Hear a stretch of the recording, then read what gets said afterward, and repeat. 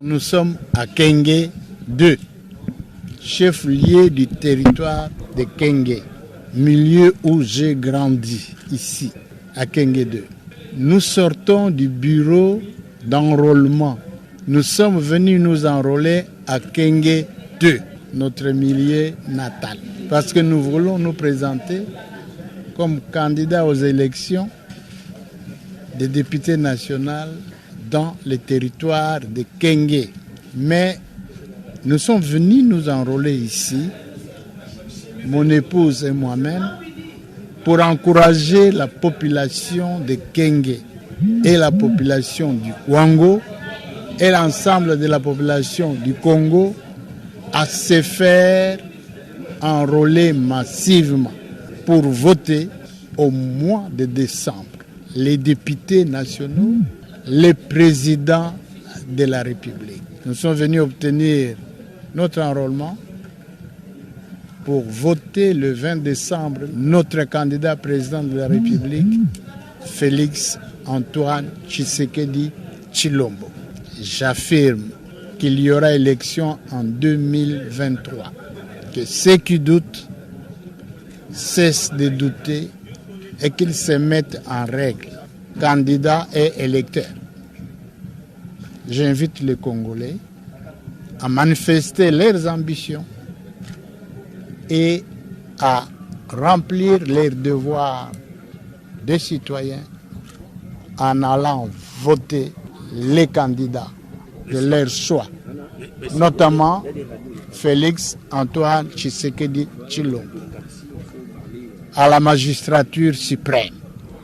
Comme à l'accoutumée, le gouverneur de la province du Nord Kivu, le lieutenant-général Constant Dumakongwa, a rendu visite aux blessés de guerre internés à l'hôpital militaire de Goma ce 3 janvier 2022. La nourriture est aussi un médicament, a-t-il souligné, à la satisfaction des soldats qui ont payé de leur sang pour défendre l'intégrité du territoire national. Il s'exprime ainsi. La prise en charge des soins, en tout cas, je vais bien ici parce que j'étais venu avec beaucoup de douleurs ici. Mais aujourd'hui, les douleurs, tout ça est fini. Toutes les douleurs sont finies. Je vais bien, le blessure est déjà fini. Je restais seulement avec le problème des os seulement. Bon, pour le problème de nutrition, on mange bien ici. Le matin, on prend les bouillies à midi.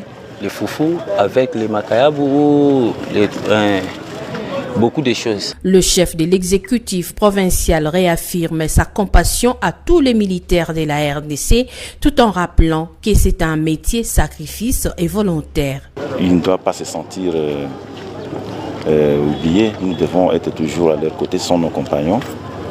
Je viens les réconforter et leur dire que nous ne pouvons pas les oublier. Nous avons choisi ce métier, un métier de risque. Et la Constitution nous a donné une mission, de défendre l'intégrité de notre territoire et protéger notre population et leurs biens. Riz, huile, farine, haricots, savon, sel et lait ont constitué le gros du don réceptionné par le commandant de cet hôpital. À 45 km de la ville d'Mbujimai se trouve implantée une usine agricole moderne dont les premiers résultats font le bonheur des Kassaïens. Soucieux du bien-être de ses concitoyens, le président de la République, Félix Antoine Tshisekedi Tshilombo, s'est privé du faste de Nouvel An pour visiter la base agricole d'Nkwadi. Sur place, il a visité l'usine et obtenu toutes les explications sur le fonctionnement et la transformation des produits. Depuis avril 2022, l'Institut international d'agriculture tropicale IITA cultive sur plus de 120 000 hectares le maïs, le soja et le manioc et transforme ces produits phares des grandes consommations en plusieurs autres produits dérivés. Ces champs à perles de vue sur les terres arables de Tshilenge ont donné l'année dernière 650 tonnes de maïs et la production devrait tripler cette saison agricole. Il s'agit d'une géante structure agro-industrielle qui cadre avec l'agenda de transformation de l'agriculture du président de la République.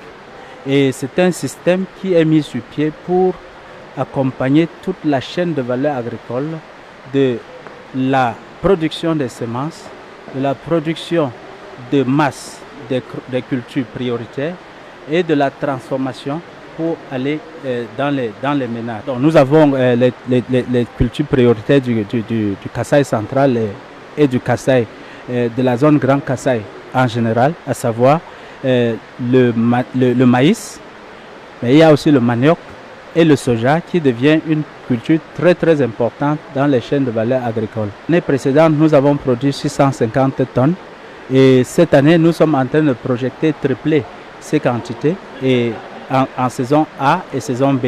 Donc pour la saison A, le maïs que nous avons par exemple sur le champ, ça va nous donner environ 1350 hectares, 1350 tonnes je veux dire.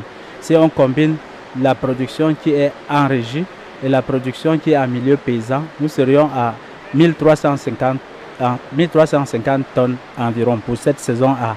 Pour la saison B, nous allons emblaver les mêmes superficies pour que sur l'année, nous avons 2500-2700 tonnes.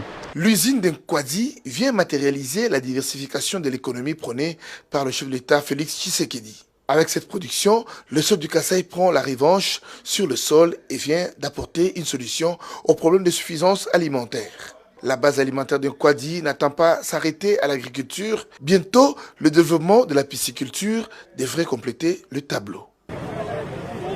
Les groupes armés réfractaires au processus de paix doivent emboîter les pas de ceux qui ont choisi le chemin de l'oiseau rare, tant recherché. À Nitouri, cette déclaration est de la communauté Balé, réunie au sein de la communauté Lori. Cette dernière condamne la recrudescence des violences sur la population avant de formuler quelques recommandations à l'endroit des uns et des autres. Recommandons ce qui suit. 1. Aux groupes armés engagés au processus de paix de Nairobi, de ne plus céder aux provocations et s'abstenir de recourir à la violence, d'attendre le programme DDRCS. 2.